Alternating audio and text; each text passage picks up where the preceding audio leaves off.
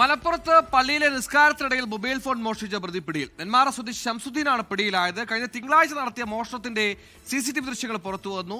കട്ടെടുത്ത phone വിൽക്കാനായി കടയിലെത്തിയപ്പോഴാണ് കള്ളൻ കൈയോടെ പിടിയിലായത്.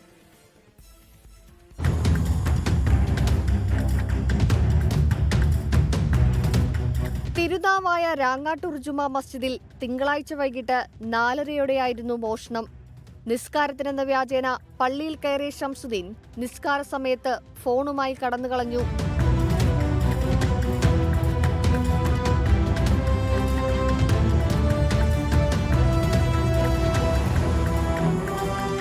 രാങ്ങാട്ടൂർ സ്വദേശി അബൂബക്കർ എന്ന കുഞ്ഞൂട്ടിയുടെ മൊബൈൽ ഫോണാണ് മോഷണം പോയത്.